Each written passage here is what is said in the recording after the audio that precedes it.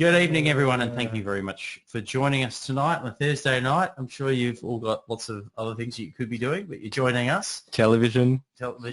Is what's on these days? Like Maths is still on, right? I haven't been home before. Married at first sight. All right, so I assume most of you have been going to the last couple of sessions, so you know who we are, so I won't bore you with elongated introduction, but that's a picture of Ivan and myself. About 20 years ago. Yeah. We did attempt to update our pictures the other day. It didn't work out so well. So if anyone's a photographer, send your details. We've got a job for you. Unless you're a receptionist at a gym. Yeah. Last time that didn't work. That didn't work so good. Anyway, so any advice contained in tonight's presentation is general only. It doesn't take into consideration your personal circumstances. You need to decide for yourself whether it's appropriate for you. Past returns are not an accurate indicator of future returns, and options are risky. Can be. Can be. Yeah. Well, we'll just say are, because if you don't know what you're doing, they most definitely are. So this webcast is the third of a series of 4. We're talking about trading breakouts, sideways moves, or a pivot point, or vol spikes. So we're going to go through 3 different strategies tonight. We'll show the setups for those strategies. And did you log into the back tester? I believe so. You did? Okay, and we'll go into the back tester and we can play around there. The session, we want to move through everything pretty quickly and then give time for questions. And if you're a trader and you're considering trading any of these strategies, get in there and ask us questions, or we can show you how to set yourself up so you can go and test anything that we're teaching you tonight. Session is recorded, so you can go back and listen to it at a later date.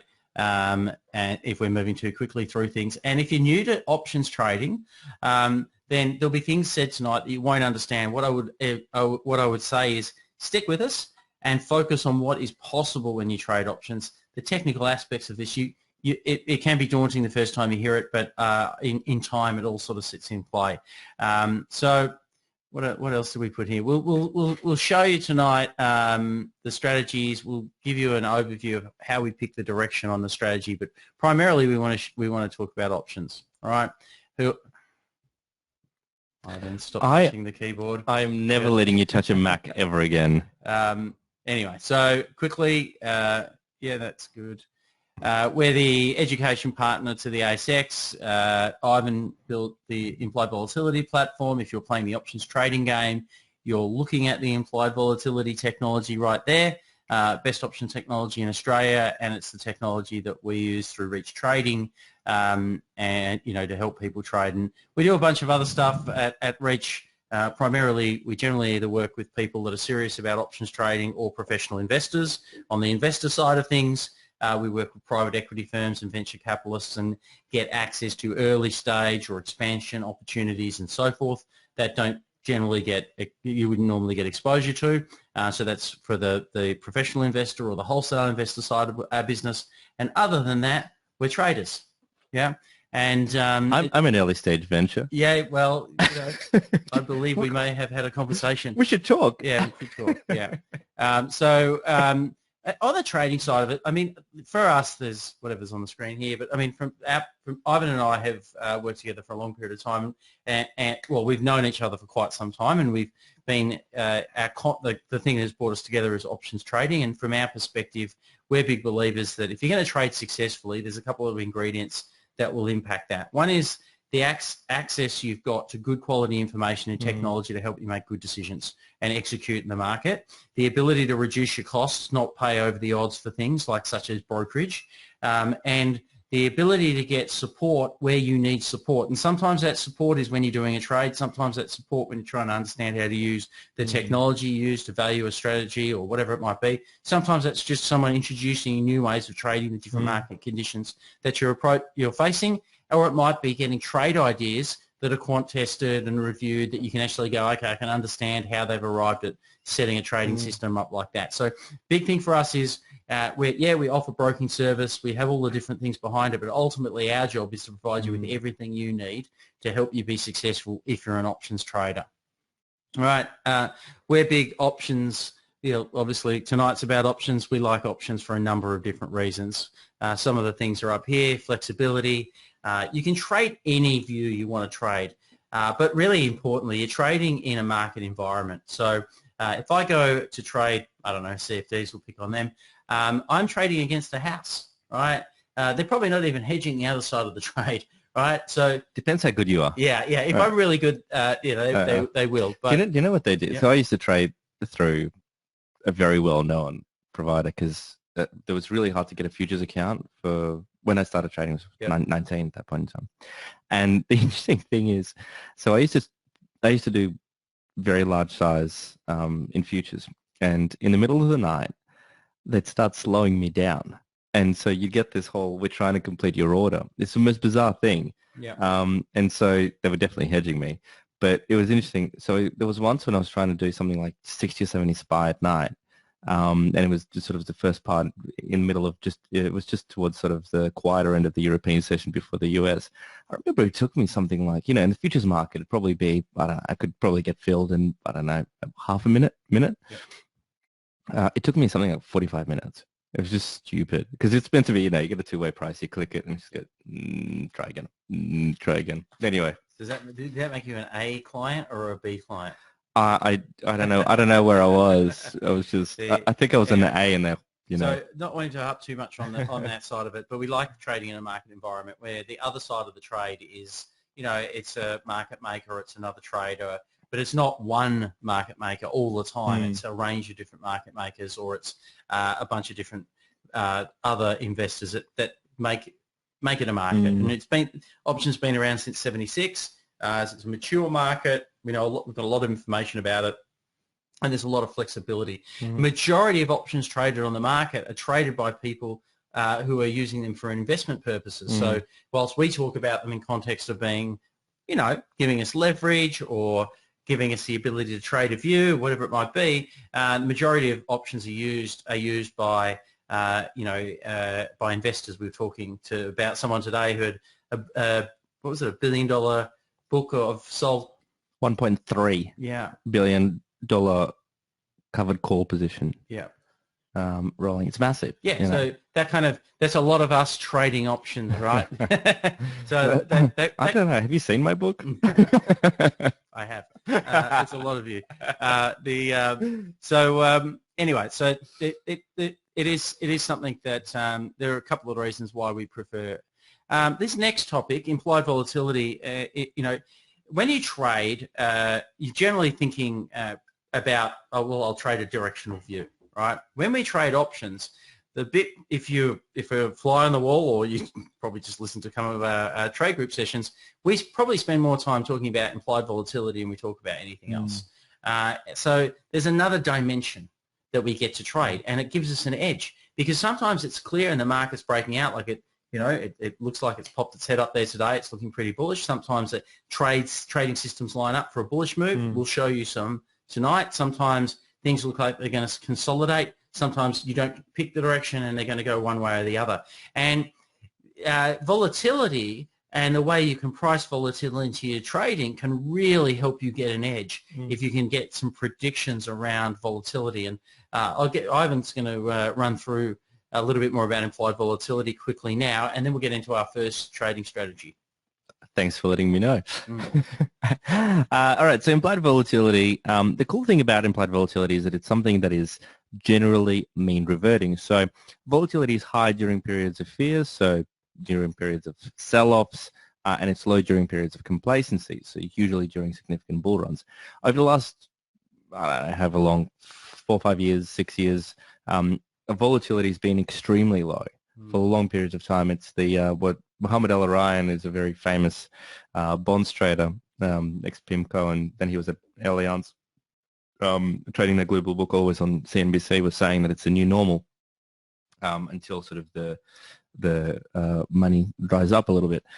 But in a very simple point, when implied volatility is low and high, so you sort of get these periods where it sort of pops up, comes back, goes lower, pops back up. And in the case of the CBA chart from the picture from God knows however long ago this was, it's always been trading around that sort of 16 range, right? So it's going down lower and lower. So it allows us to actually, options allow us to make money out of this. So it allows us to buy when vol is low or create strategies that express our view in a way that highlight when gives us that extra advantage ultimately.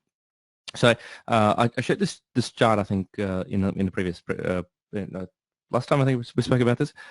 But every time that implied volatility ended up in sort of that red quadrant, that was sort of the peak of the fear, which ultimately resulted in bounces in the underlying share price.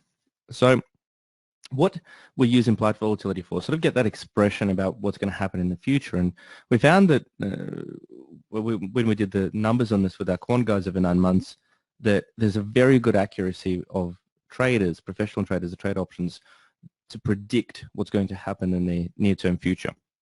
So what does implied volatility actually mean? So if you say that it's 20% is the implied volatility that you see on the screen, that means that the market is giving a 68% chance of that stock moving up or down 20% in a year. Then based on stats, we know that there's a 95% chance it's going to move 40%, which is 2 standard deviations, 2 times 20, and then a 99.95% chance of a 60% move up or down. So unless you get some fat tails. So if you've got a stock at 100, you assume that over the next year it's going to trade between 80 and 120, 95 chance between 60 and 140, 99% chance between 40 and 160. So how does it measure up? So we've done this over a bunch of different stats, and we used 3 years. It was 55,500 stats. I think we looked at this last time, but I think these stats are actually out of date, by the way. Pat, you guys gave me some old slides. So anyway, so just I wasn't paying attention, sorry. Yeah, that's all right. Anyway, the point of what we're going to get to was one of the common strategies with implied volatility is the iron condor. When we do a lot of iron condors, it's one of our core systems is based around iron condors. And what you're effectively saying is, typically with iron condors, you're expecting that the volatility is going to go down, right? So an iron condor will be something that you profit if the market doesn't really move. It's a sideways strategy. However, you will lose a limited amount, that's a predefined amount, if the market moves a lot. To ensure that you get that sort of inbuilt stop loss in there, you trade 4 different legs at different strike prices, and you expect the volatility to come off. So your IV rank in the system will probably be above 50 when you're putting this trade on. The higher it is to 100, the better it's going to be. So we generally call it a slightly higher strategy because if you don't have the platform, you've actually got to come up with the 4 legs. You've got to calculate the strikes, and you've got to make sure you put on the right strikes. I've seen that done backwards a couple of times by accident. And with our system, all you've really got to do is just go in and type in iron, and they'll come up and bring it up. So you buy a deep out of the money put, you sell an out of the money put, and then you effectively do the same on the call spread above. So type in iron, brings it up in the cookbook, and it'll go on and create the legs for you. The maximum profit that you're going to make on this trade is going to be the premium you receive. The maximum loss is going to be the difference between the strikes less the amount that you initially received. So if we look at this particular example, the XGO is at 6,000 at this point in time. It was a long time ago. What are we, 7,200 today? Did we touch it? Hey, Brian. We get 7194. No. No. I remember just 198, or just the 98 was such a typical thing on the futures that you sit there and 98 and 02 were 2 levels that were always really hard to break. Oh, really? But then there was someone sitting with a big order sort of at 05, like let's say for the normal on the SPY, the normal depth was like 100 lots. And then you'd have someone sitting with like 5,000 at 05, and you think, oh yeah, it's never going to go there. And of course, zero intention to trade. So as soon as it goes and ticks over to 01, everything disappears, and so it's yeah, right. there's about 10, 15 points in there I could have had. Anyway, so typical iron condor, sell a 61.50 call and a 58.50 put. So effectively what we're saying with this strategy is that the market over the X period of time in the near future isn't going to go above 61.50 or below 58.50. Just to be sure, you buy some protection, call it 6,200 and 5,800. So if the market goes to 7,000 over a short period of time, you've predefined your loss. If it goes below 5,800, you've also predefined your loss. So this is a good strategy when you expect that the index, in this case we're looking at the XJO, the top 200 stocks, isn't really going to have a very adverse move. So anything in that blue zone will make money. In this case, went right up to the 61.50, then back down, right back to the 50-day moving average, and so this was like the sweet spot. So in this case, you could have done like a 6,100 or a 60.75 call and a 59 or even a 6,000 put, and you still would have made money and probably done a better job. So the whole idea, the way that you trade iron condors will be based on the scale of where you pick your strikes versus how much the market is paying you. We found, when we're doing our research, we found that having a lower percentage of wins and having much more closer together strikes gives you higher premium, and you actually end up doing better over the longer run because of that extra edge, although your win rate drops. So, which is just contrary to the way most people want to trade iron condors. So a lot of the people that trade iron condors actually go a lot wider than the example that Ivan just gave before, because they set themselves at levels where they go, it's never going to go there. And until it does. And what Ivan's saying is that we were better off reducing the percentage of times that we actually make money out of the trade and make a higher return, and then trying to increase the percentage of times we win, which is counterintuitive to a lot of people. But then trading is doing the unnatural, right? So I mean, and the thing. So based on the stats, based on the backtesting, we found that being right 60% of the time with much fattier iron condors, 2-to-1 to 3-to-1, where you lose up to sort of 3, usually sort of in that $2.50 for every dollar that you're looking to make. So best case scenario, you're going to make $1. Worst case scenario, you're going to lose 2.5, right? But what typically people do is they say, oh, well, I'm going to pick something with, as you said, no, it's never going to go there. And then they'd rather have like a 4-to-1 or a 5-to-1 ratio, where if they get it wrong, they get it really wrong, but they'll be right 90% of the time. The other thing I would say about iron condors is that a lot of people set an iron condor up for, say, a 4-week period, and they get into the trade, and then after 2 weeks, they close out of the trade. Right? They go, oh, I've made some money. I'm going to close out of the trade. So they miss out on all of the time decay that occurs in the last 2 weeks of the position, and so they'll kind of like, they'll panic out. Well, not panic's probably the wrong word, but they'll get out of the trade earlier. Whereas we kind of sit there and just go, well, we're getting to the trade. We know we get it right X percentage of the time. If we do that, we'll make money. And as long as it's sort of behaving itself, we'll sit there all the way to the end. Options are generally funny, right? I mean, you can make them overly complex. You can overthink it, and ultimately, what we found again in our back testing and all the stuff that we've been running with the quants is that you're actually almost better just simplifying it and just get your edge on and just stay. How much value do you offer thinking? Exactly. Conversation that we have quite regularly as we observe our own behaviour. All right. So this is a typical volatility cone, and this is if you were to look at the next year, this is sort of what it looks like. So that's your sort of one standard deviation move, and so as time goes on, you're more and more likely to be within a zone. We trade within this area, right? So we actually expect this highest amount of uncertainty because that's sort of the peak of the amount of premium that you're going to receive for the uncertainty that you're selling. Now, that's probably a concept that's going to go over most of your heads if you haven't traded options before. You're going to have to bear with us for a bit. So most of the conventional wisdom of what we were talking about is you should sell your strikes there, which is you've got a 68% chance that it's not going to go above or below this area, and that's sort of the sweet spot, and that's kind of like that 3-to-1 or 4-to-1 ratio that I was talking about.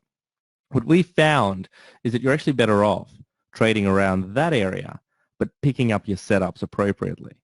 Right? And there's a bunch of different signs that we found typically going to happen, like a massive breakout, market consolidates. So just before a breakout, market tends to consolidate.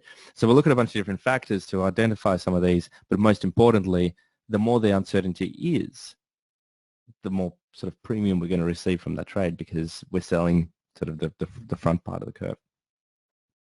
So we've ran millions of these simulations we've been saving this data since we started TradeFloor, so it was like 2015 or something. And ultimately we put that into one single strategy, which is the Iron Condor trading scans. And we've been meaning to go on and add other stuff to the screen. We're just kind of always trying to build other stuff that always seems to come up as a high priority. But we get these trade ideas and we break everything down based on a single value, which is the chance of something happening, right? Or based on our backtesting. And it breaks down to gold, silver, and bronze. 90 points means it's sort of a 90% chance based on similar patterns in the past of that chance of the trade actually happening. And then you see your risk reward. All you've got to do is drag your slider above to see how much you're actually risking. And then you go on and then you can, if you wanted to change the structure, you can edit them, but ultimately place them. And you get all of your break-evens on that screen. You get all of your maximum profits. So in this case, as long as the price stays between 25 and 27, but doesn't go lower than 24 or 28, or higher than 28, you'll make the maximum amount of profit. If it goes below 24 or over 28 in the next 6 days, you'll start losing money. So we've literally taken something extremely complex, drawn it in a very simple graph, and made it available for you based on all the back testing. If you don't have access to our platform at the moment and you would like to get access to these trades and all the other trades that we do, just type in yes and we'll set you up with a 30-day trial. Or maybe trial would be better. Whatever. Just, Anyway, straddle. You love the straddles. Talk to us about the straddles. I miss Iron Condors. The other thing, obviously, we talked about implied volatility. You generally are getting into, as the first slide said, I think, when we introduced Iron Condors, what you're getting into it when implied volatility is high, right? And implied volatility at the moment just generally is pretty low. Like, even just sort of in the period of the last 6 years where it's been low, it's recently been at the lower end of low, right? And so how do you trade the market when you're at the lower end of low? Well, long straddle. So you profit if the market moves in either direction. So you profit if the market goes up or down enough. You lose if the market stays flat, all right? You buy both a call and a put option at the same time. And at the same strike, and usually, within sort of 30 to 45 days would be the normal setup, but you can play around with it how you wish. You expect volatility to rise for the stock or the market that you're trading, and at the time you get in, IV will probably be low. Well, it'll be low compared to what it's been in the recent times, right? So, what's low now isn't what was low 8 years ago. 2008. Yeah, or 10 or whatever. There was much, much higher low levels, right? So in terms of payoff, as the diagram on the left sort of shows you, you benefit for it going up or down, but you need it to move. Payoffs are done on expiry, so if it happens faster, that's what you're kind of after. You want a short, sharp move when you get into the trade. Maximum profit this trade is unlimited. The maximum loss is basically what you paid for the call and the put to get into the trade in the first place. I just bought that across from Iron Condor. I have no idea what the difficulty level is, but I've just put that slide together today. How'd I go? Yeah. Yes, 7%? It's about 50, about 40. 50%. All right, there you go. It's an easy one. It's probably maybe why I like it. All right, so what's the technical setup for a straddle? Generally a pivot point. So I've just taken a chart of today's market, and the last 2 days were kind of days to get into long straddles. I got into one a couple of days ago. Why? Well, it got right up to a let me find the mouse. Got right up to a 52-week high, and then consolidated. So the market had gone up, volatility was going down, as that occurred, although it wasn't, it was already pretty low. And as it consolidated for a couple of days, we saw volatility get down to this, right down to 10, right? And so we're saying from a volatility perspective, it's cheap. Time is our enemy when we're in this trade, so we want to get into it when we believe a move will happen. And usually what happens is you see consolidation for a couple of days and then a move, consolidation for a couple of days and then a move, and so forth. So that pattern occurs. But what I'm looking for when I do this trade is not just a consolidation for a couple of days. I want to find a major pivot point. And a major pivot point for me is 52-week high, right? So that's at a point where we expect a breakout or a fake out. So today we had a breakout, but it wasn't convincing. It wasn't convincing. It was quite strong this morning up until probably early afternoon, and then it sort of drifted right back and gave up most of what it gained for the day. But still finished at above at historic highs. For a close on a day. So, who knows what will happen next. And you know what? When I'm in a straddle, I really don't care. I just want something to happen. I don't want it to consolidate. So that is, say, a technical setup for a straddle. And what we've got down here is the implied volatility chart. So I have that on my graph at all times. And what I want to happen is for this volatility to go up. So the actual market moving is one thing that would be nice to happen, and it's probably correlated to the market moving for volatility moving as well. But even if the market, say, went up, then came down, and it finished roughly where I got into the trade, if volatility had escalated during that period of time as well, I could make good money from it. All right.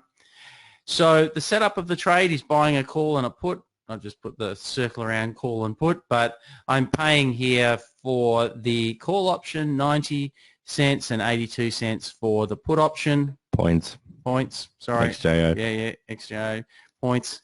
And I've done this trade, 4 contracts, 6,900. Now, some people say, well, that's quite a lot to risk on the trade. However, when I'm doing this trade, I'm trading against the clock.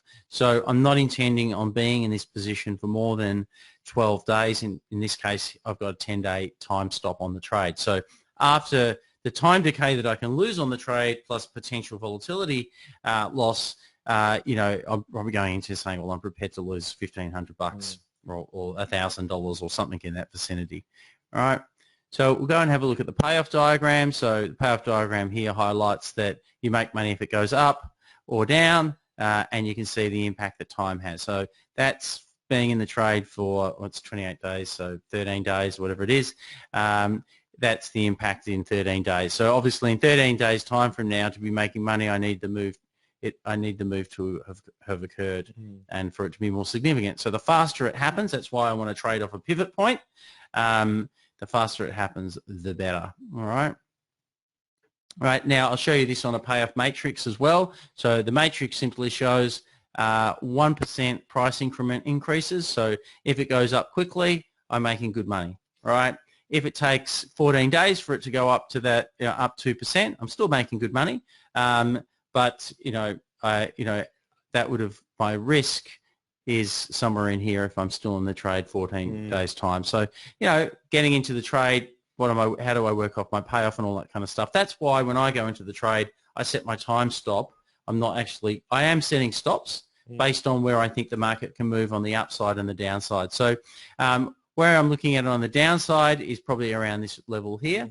And just to show you the impact that volatility has on the trade, I adjusted the volatility to increase by 30%. So if it's sitting at, say, 10 and a half, it has in recent times the normal move, and I'll go to a chart of this in a moment, has been for it to go to, say, 13 if something happens. So if it was to go to 13, that would be that 13% increase. So it doesn't matter. You can see if that occurs in the short period of time, that I've just made money out of the volatility move. The actual share price move is secondary, but if the share price move happens, then happy days. All right.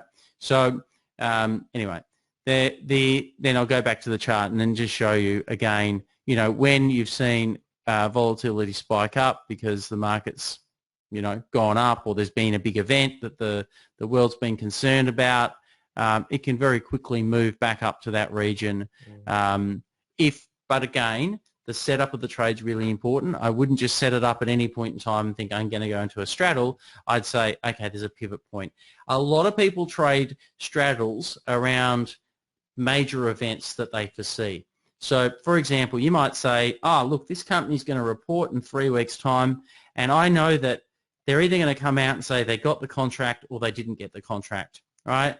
If they got the contract, everyone's going to go ballistic. Volatility is going to go, the share price is going to go for a major run. Everyone's going to be happy, right? So if they don't get it, it's going to be really bad. So you could go into a reporting season saying, well, I'm just going to make a bet that volatility based on that event and not people not knowing what the result of that is, people start speculating and volatility would naturally go up going into a reporting. So I might trade that view, right? It would be a simplistic way of explaining how you might do it. So you actually enter into a trade where there is an event which will drive volatility or drive a share price move. You don't know which way it's going to go, right? You're not trying to predict that. You're only saying that I've got a really confident view that volatility will increase and it will go one way or the other, right? And so then a straddle is a sort of a trade that you can use to trade into that. So setting up around that. So straddles is something we talk about when they're there. So we've been talking about them over the last couple of weeks in the next big trade session on Thursdays.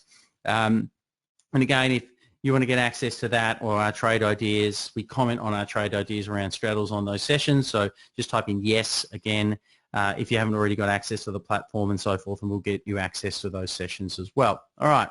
So the last strategy we're going to talk to tonight is trading a breakout. And we're going to focus on the bullish move on the breakout. I'll go through this really quickly. We've spoken about it on other sessions, so I don't want to harp on too much about it. But trading a breakout is, how do we make money when we expect a breakout? So what are we talking about a breakout? Breakout was today. The market cracked a 52-week high. That's a breakout, right? I think it was actually technically yesterday, right at the end of the day. Yeah, technically it did close at a high, right? So there was an opportunity if you were eagle eye watching the market. Or if you just set up price alerts in the system. Yeah, that's right. So, okay, so the information that we observe to identify a breakout is support and resistance, moving average, ADX, and candlesticks, right? I'm not going to go through those. We went through that on an earlier session. If you should be able to pick those earlier sessions up off the daily newsletter. So you should be getting, if you're on this session tonight, you should be getting the daily newsletter. So all of that, we're posting those sessions into the newsletter each day, and they'll stay there for the next week or so, and they'll be on our website places as well. So what do we look out for a breakout? For questions we ask ourselves, or our scanners ask and check for every day is the market above major resistance, 52-week high? Is the 50-day moving average above the 200-day moving average? Is the share price above the 50-day moving average? Is the 50-day moving average trending up? Is the ADX above 20? I don't know what I just did then. Struggling with the Mac again? Nice. I can't. Just one more up. I can't let you do this. Just get me a normal computer. Anyway, we do these sessions in Ivor's office every now and then, and this always happens. All right, so I'll teach you to use a Mac. By the way, your animation skills are getting much better. Thank you. Improving. Yeah. I've just been cut and pasting your stuff.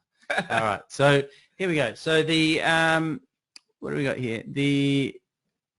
What do we check on this particular day? We cracked a 52-week high, which is the resistance level, a really key level for us. It's something that we look at. Is the 50-day moving average above the 200-day moving average? I think if you're at the technical analysis session we ran last week or the week before, then you would know that is a golden cross and is something that trend traders observe very closely to say, okay, the move overall, the sentiment here is bullish. The buyers are in control. All right. Is the share price above 50-day moving average? That's also very important to us. Is the 50-day moving average trending up? And we can see that red line is trending up. And is the ADX above 20? I don't actually have that on this chart, but the answer to everything is yes. So what we look for is yes, yes, yes. If it's not all yeses, then we're not even considering it. But in this case, it is. And so we would do a strategy. We refer to this strategy as a lit long. It's an at-the-money full put spread. And the setup of the trade is something that we just build into our platform so you don't have to worry about how to work out which legs to buy, but it is determined by volatility and the time and the timing of the expiries of the options, right? So there you go. When we're in the trade, we're bullish. Now, when we trade a breakout trade, the thing that we're most confident about is that a move will occur, right? So it's kind of like when you're doing the straddle I spoke about before. When I see I'm at a breakout point, I'm really confident that if there's a breakout that it will be a bullish one, but I'm more confident that the move will actually be significant. So whether that move is up, whether it's down, I'm more confident that it will be a bullish one. But if it's not up, it'll be down quite a lot, right? And so in the instance that that happens, what we're looking for is it moving below that 50-day moving average. And if it does, we actually switch our trade from a bullish trade to a bearish trade. Do you know what's interesting? First time we just did this, I actually tried doing that strategy, the lit long, and it was during the time when we actually had our biggest profitability range. I think October 2018, I think it was. Yep. And I actually decided to not follow the trading system and ended up losing when I should have made a shitload of money. It was the most bizarre thing. We were testing hypotheses. I thought, okay, this is great. And it sounds so easy when we're talking about it, but it's the most bizarre thing. I've learned that lesson after that, just saying, look, if you've got a trading system, these are the hypotheses. If these rules are in there for a reason, and I ended up having my worst month I had trading probably close to ever, and it should have been the one that absolutely killed it. Just, we talk about these rules kind of because we're used to them now. Mm-hmm. But for those people that haven't heard these rules, try them in a paper trading environment before you try them in reality, obviously, and in the back tester and whatever else, and you'll be surprised as to why they're there and how much they help with emotion when the trade initially isn't going your way, because you're taking a loss on the trade initially, and then you're getting into a position where you expect that you got into a breakout, you thought it was going up, and then it's not. Yep. And that's how you make the WPL trade, I think, and the Macquarie trade were about 15-20 grand on a 2K trade, right? It was just profit was crazy. Yeah, and I think the important thing, one of the reasons why when we're looking and setting up a trading system is that we're looking for is the ultimate profitability from it. And so a lot of people will trade and say it's based on how often they're profitable as to how good they feel about their trading. And I guess you can go back and think about that. Well, you get lots of positive strokes. You get to say, I'm winning a lot. Whereas that doesn't really matter. What matters is how much money you're making overall, because I know plenty and have observed plenty of traders that got it right 70% or 80% of the time, but they could never make money or lost a lot of money trading because they had small profits and then big losses. But at that point in time, paid their brokers a lot. Paid their brokers. I was away at that point. I was on holidays and I wasn't concentrating. I was at a wedding in Fiji, and bad connection, all that kind of stuff. And I sort of missed that initial move. And okay, whatever, it's going to come back and whatever. And it's amazing. I mean, firstly, you've just got to be focused. You've got to pay attention to it and just follow the rules. It's so important. Speaking of which, I've just been while you were doing that, I chatted to my developer. CTO just going to do alerts, push notifications for any optional stock that goes above the 52-week high or low and meets the rules. That's a really good idea. Yeah, great minds think alike. I was just thinking that as we were going through the thing before. Yeah, I thought you'd be excited. Yeah, I am very excited. I got a smile from Patrick. Yes! All right, so I think what we might do now, let me just run through this. Anyway, so the reason we have trading systems, and we've spoken about this before, actually, we did a session on trading systems the other day, but in your setup for your trading, you want to make sure that you're trading whatever you can see. right? So we've spoken about 3 different styles of trading tonight. Trading directional breakout, where we think, okay, you know what, there's going to be a significant move here. We traded a sideways market where we think volatility might be high and we think it's going to come down, or we think that a stock or the market's going to consolidate. And we trade off a pivot point where we think that volatility is going to increase or an event is going to drive a movement in the market, be that a technical breakout or be that something else that is occurring in the market. So that allows us to basically trade any conditions that you're really faced with if you use those trading systems. It doesn't mean you trade every day. It just means that when things line up, that you've got trading opportunities. And the old saying that I whip out all the time is, if the only tool you've got is a hammer, everything starts to look like a nail. And that's why if I only traded straddles, well, what am I going to find when I look for a trade? I'm going to find a straddle. Is it the best trade in the market? Well, it is sometimes, but then often there are other things lining up that I can trade. So that's why we like to give you a bit of a range of things to do.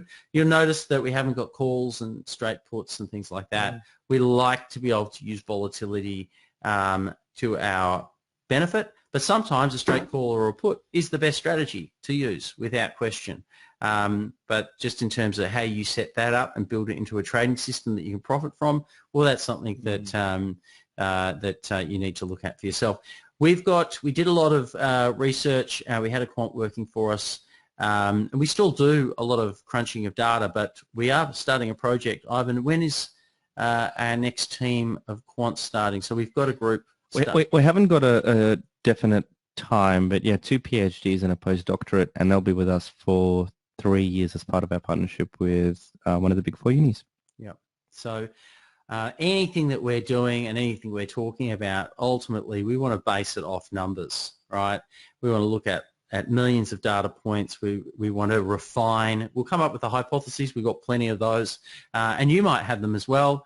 There are clients that have emailed us and said, look, I'm looking at this type of activity, or this is my trading setup. Can you give us more information? And the idea behind having this team working with us is we can just really focus on, if you come up with an idea and we like it, we think it lines up and makes sense, and we can get our team to go and crunch data and come back to us with a system, and then we can build technology around that so we can scan the market for those opportunities and make it really easy for you to be able to access them. So you don't have to stare at the market.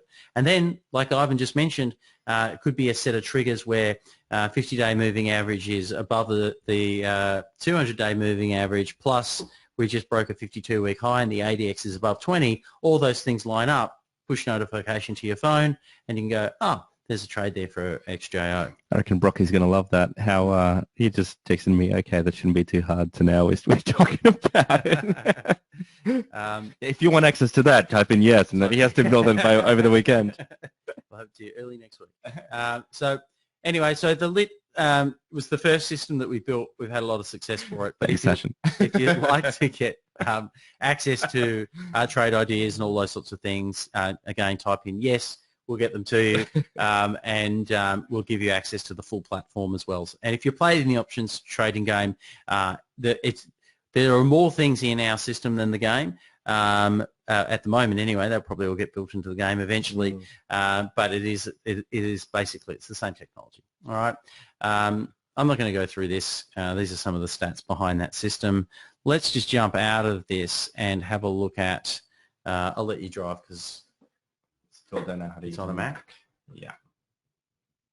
So while we're doing that, I understand that it's 7:45. So if you've got any questions at this point in time, please type them in, and we will get to them. Happy to answer any questions at all. But what we're going to do is we're going to go into the back tester, and ta-da! All right, and so.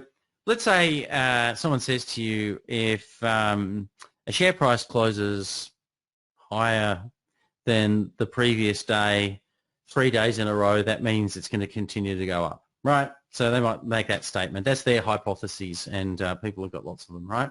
So if you wanted to go back and say, well, I want to take that and test whether I would actually make money if I traded that, because they might be right, but still, I've got to have a strategy that can make money out of it, or it might not happen fast enough, or when they get it wrong, they get it hugely wrong. Whatever it might be, I can start going and back testing. So in this system is since 2015, we've been collecting the implied volatility data each day, in fact, each hour, and that allows us to go back and look at what the value of any option was at any point in time over that period of time. So what you can do is you can go and have a look at that trade.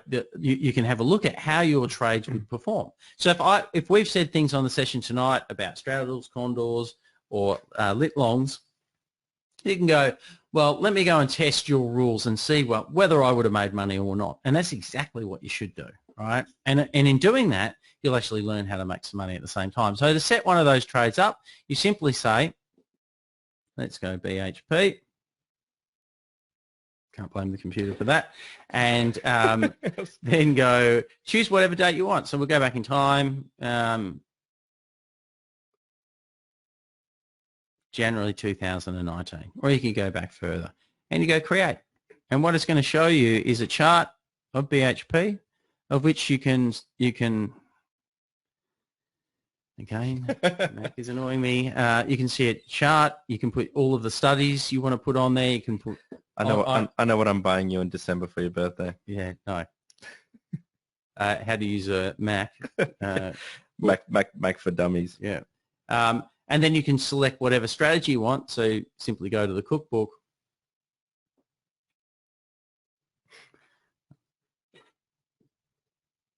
You're going to tell me that my day's buggered. You picked the 1st of January. I'm just going to put it out there. Do you trade on the 1st of January? I don't know. Your computer, your Mac doesn't work on New Year's Eve. Not anymore. I used to. Okay, so if I wanted to do a strategy like buying a put, Tim's sending me a text message. Jan 1 is a public holiday. Thanks, Tim. Yeah, we worked that out. If you want to go long put, then you can just click, and then it's been a long day. It has. Yeah. All right, 50 days till expiry or whatever period you want. You can go a lot shorter. Let's go 22 or 50, and you go create strategy. All right. And then it will show you what your best and worst case scenario will be, and you can then click through days and see what would have happened if I got into that. Well, I made some money. All right, $523. Should I take my profit? Paid for all your gifts. Yeah. Oh no! Dang. Anyway, there you go. So that will tell me whether or not I'd make money doing that. So you can set up whatever strategy. If it's complicated, it's easy, straddle, strangle, iron condor, whatever it might be, and go back and play, and it will teach you how these strategies work as well. All right. So let's go back up here. We did some simulations today, and so sideways. Let's start with a sideways trade. An example of a sideways trade. Westpac. Show me what you have. So we've got an iron condor. So that's the first thing. So it's a $2,000 max profit to a $3,000 max loss. So that's how typically the way that we like to set up iron condors. We actually have a pretty high max profit, max loss ratio compared to most iron condors. The only difference is that we will expect a lower chance of profitability ultimately. So that's important. Yep. So if you want to go in and set that up, all you would have done is click on cookbook, select an iron condor. All right, but you can see the information at the start, and then to see how it behaved. And I'm just going to put a disclaimer on this. We chose trades that are profitable, not suggesting that all trades will be profitable, but just for educational purposes. All right, so are you sure? I don't know. Maybe we didn't. I didn't choose them. All right, so you can see. Tim, I hope you feel sweats rolling down right now. So what we've got is we expect it to finish or our strikes 27, 29, 50. They were the sold legs. So ideally, in between those levels. Is where you want it to finish. It doesn't have to finish in there for you to make a profit, but the best case scenario will be if it finishes within there.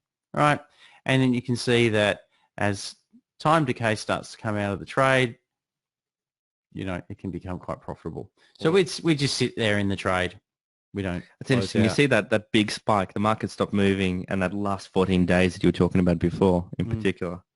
Yeah. And looking at Tim's comment, he was worried a bit. Good. Anyway, so that's an iron condor. That's how you would back test an iron condor. So you can go. You've got another 2 days, by the way. Do you want to just finish it off? I'd close now. Of course you would. Yeah. See? Right. Should have kept it open. Now, I will make a comment about iron condors. So in this instance, we can trade this strategy. It's a four-legged strategy. We can trade it online. It's $24.95 per leg, right? But if we were trading with a stockbroker, we would be in a position where we'd be paying somewhere around $100 plus per leg. So we're paying $400 to get into the trade and $400 to get out, right? So if your maximum profit was $1,900, then potentially half of that you're giving to a stockbroker. Whereas if you're trading online using our platform, and it's the only way you can do an iron condor like this online, you're paying $100 in, $100 out. What does that mean? Well, it means that if you want to close out, like I said to Ivan, I would have closed out at my $1,600 profit, because I'm like going, well, it can't get that much better, but it can get a lot worse. I'll take my position. I'll take my money off the table. Yeah. Have you not been listening to all of my iron condor presentations that we've done over these years? Doesn't matter. That's just the way I see it. So I would close out of that trade, and I can do so because I'm not paying a stockbroker $400 to $500, right? And that's one of the great things about sharing it with trade. Yeah, yeah. So just couple of quick questions. So AZ, Alex. But anyway, well, I'll just assume you're Alex. How about with slippage B if everyone on the alerts wants to trade? Well, the good thing about options, it's not a zero-sum game. So what are you doing? You've had a longer day than me. You ultimately trade against market makers. If all of our clients got into the same trade, it wouldn't make a major difference. Is effectively that, unless you're trading a really small stock, which potentially has some liquidity problems. But the reality is that for the majority of the trades that we've got, BHP breaks out to a new high or XJ breaks out to a new high, the market makers will be able to take that position on. There's usually a heightened amount of activity at 52-week highs and lows anyway in the underlying stock, so there's usually no problems around getting a buyer and a seller to offset it. Yeah, yeah. And the other thing, I mean, to further to what Ivan's saying, is that we get a lot of our clients, they trade a lot of different things. So if you look at a normal book for a broker, then everyone tends to be doing the same thing. Where if you look at the people that trade with us, there are lots of different things they could be trading. Some people like to trade in a certain way. It'd be spread out over a whole range of different things. It's a good thing about options. So many different strikes, so many different options. Pardon the pun. And the other thing would be iron condors. If you're trading a lit long, it's at the money. It's highly liquid. It depends on the stock, but it is at the money is the most liquid sort of position to be trading from. An iron condor not always as liquid. So what we'll do generally, if there's an iron condor that lines up, we will call a market maker in advance of a whole bunch of people running into the market. We'll call the market maker and speak to them and get a price from them, and that way we can negotiate better pricing. Yeah, for everyone. Pre-negotiate them. And you're not competing with each other to get in. All right, so we pre-negotiate the trade. Breakout, long. Yeah. James Hardy. Do you want to? Let's do it. Wow. Okay. Yeah, I think the trade probably was a couple of days ago, but anyway, it could be a date thing. I assume Tim checked it before he did it. Anyway, so here's the trade. We set up 80 lots. It's a little long on the 26th of September. Again, you'd probably be on a couple of days ago, but anyway, maximum profit 5,000, maximum loss 3,000. And these are the kind of trades that, if it goes backwards and there's a future, what you do is, if you're following our rules, you'd probably add a moving average to this. So I'm just going to do this. As you would otherwise. It's the exactly the same chart. Add the 50-day moving average. I don't. Would you be going to this trade if you were in our trade? Yeah, a trade group would be otherwise. But anyway, I'm told that these trades are profitable. So yeah, the typical thinking around this. So here's the 50-day, 52-week breakout over here. The reality is that 50-day moving average is probably a bit far, but that anyway. Assuming that we got it in. So you'd continue going through again, a similar situation where it's going against us, up, and you're kind of ticking through to see what the impact would be. Now, even if you want to test a share or a covered call strategy or a buy ride or whatever you wanted to do, this is a very useful way to test some of your hypotheses around the technical analysis side. But anyway, so it goes against you, it goes back up. We're 30th of September, so this is reliving sort of the end of day kind of numbers. When you go in and put these on, by the way, it's actually assuming 10:30 prices. So it's actually getting you the feel that you'd probably be expecting in the market at that point in time. So that's something to note. And I'm just going to click it forward to the end to show you sort of that last outcome. Now, I know you would close somewhere in that stage anyway towards the end because you're close to maximum profit, so you would have probably not kept that last period. But anyway, just that's probably more like the kind of thing that you do. What do we got here? Sims. Lit long? Which one? Lit short, I'm guessing. Just going to assume. Yeah, that looks like a lit short. I remember this trade. This was I actually remember being in this. Anyway, 40 lots. Yep, so we put it on. Maximum profit $5,000, 292. I'm assuming there was a dividend in there as well or something. But anyway, 26th of September, again, goes against us. Just going to go back down here. Continue cycling through. Same period, just continue coming off. This isn't one of the repair ones, is it? I think, yeah, just continues going down. 29th of August, so it'd be good to see a repair one. But anyway. Sort of around, what have we got? So 31, 33 strikes, so we're at 32 now. So we wanted to go below 31, which is our sold strike, and then end there. Jesus, I'd be very worried in that trade. It's a hairy one. That's 31.23. So you actually on that trade you would have actually had to close that trade down on the last day because otherwise you would have had some stock, which you probably didn't want to do, especially for late night trading. All right, so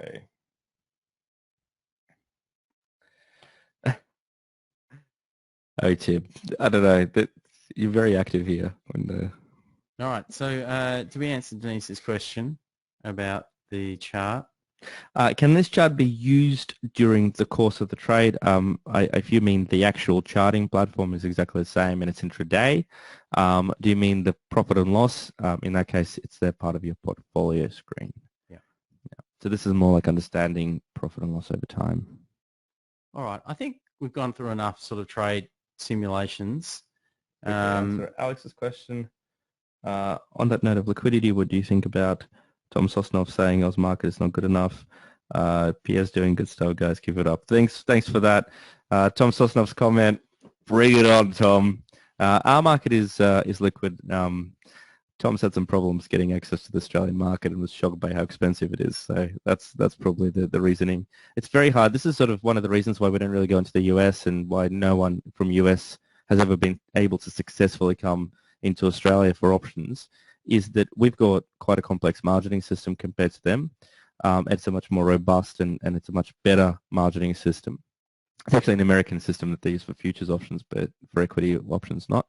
And so anybody who comes in here sort of has their mind blown by all the technological requirements that you need to do. And so Tasty Trade's been promising to come to Australia forever. And I honestly, I'm being facetious. I love what Tom does in US. They do a really good channel, really great education, and they've been threatening to come to Australia probably before even I started TradeFloor. And anyway, they came. I don't think anybody actually noticed. And most of the stuff that they've been doing is in US. But getting access to Australia is hard. It's expensive. We've got a monopoly from the exchange and the clearing participant. And until these two bozos that are sitting right here, has been, the typical trade's been 30% more. Yep. And we're getting to the point where I think that we're not far away before we can start pushing that, more downwards pressure on the price. Yeah. And hopefully we get there. Yeah, absolutely. All right. Well, look, we'll continue to take questions if you've got them, but we might just sort of wrap things up logistically. So if you would like to take a trial of our platform, open a trading account with us, get access to our trade ideas, get access to Is that the slide you want? Our education, whatever it might be, just type in yes and we'll get you set up to have a trial for a month. So all you need to do is type in yes, and that gives you, you might be someone that's new to this and you want to get proper education. We're running through a lot of stuff, or you might want to get the trade ideas. All you need to do is type in yes and we'll get you sorted for that. Other than that, from our side of it, we've been very busy developing tech, building up what we do, trying to educate people on trading, and the business has been growing very quickly. We're running a meetup session in Melbourne next Wednesday. It's an evening. It's in the CBD at a hotel called the Jasper, just near the Queen Vic Market. And so clearly our business is growing that fast. It's not quite Hilton, is it? No, well, it's actually, we were meant to do it at that club that I joined specifically to run these sessions, and they were booked out. So that was a last minute grab. But come along, type meetup into the chat box if you haven't booked into that session. And we'd love to meet you. How many we've got now, like 70 or something? No. Melbourne, Sydney, bigger numbers. Melbourne, I think, is like 40 or something like that. But it'll book out. So we just sent the one email. What's our max, 50 or something? No, we'll take 60 people. Okay. So, but yeah, book in. It will book out. So make sure you type in meetup, or just go to the email that you would have been sent, or you'll probably put it at the top of the morning report that goes out tomorrow. Graham O'Brien will be coming along who's the manager of equity derivatives at the ASX. He'll be joining us next week for a webcast. I forget what day of the week it is. Do you remember? Anyway, Wednesday. Again, you can book in from the daily market update or any of the other, or just off the website or whatever it might be. So, don't know if you've noticed, I've been a little bit busy. Yeah. Just like you have, which is why neither of us know the date. But anyway, the meetup, we'd love to meet you. So, and the other people that are there will be all traders. There'll be we'll be doing some speaking with Graham O'Brien. We'll run a panel discussion. We'd equally be interested to hear from the people that are in that room, because a lot of these people that will be coming to that session are really good traders, really advanced people. We should actually have that. They should be doing the speaking in a lot of cases. So it would be good opportunities to network with other traders, hear what they're doing, how they're approaching things, that kind of thing, and get along. So type in meetup or just book in through the normal channels, or if you haven't already, we'll get you set up for a trial. But if you type in yes, other than that, it's free. And it's free. Yeah, free trial. So no, I mean the meetup's also free, and that as well. Yeah, there'll be drinks and there'll be nibbles. Yeah. Anyway, I've talked myself out. Have a wonderful night. Hope you enjoyed the session, and come along to the next one next week with Graham if you can make it, or we'll see you at the meetup. And thanks for that, Brian. I think Brian, you've been on both of our webcasts today. So thanks for attending both. Thanks, mate. We'll see you Wednesday. Yeah, hopefully. Thanks, guys.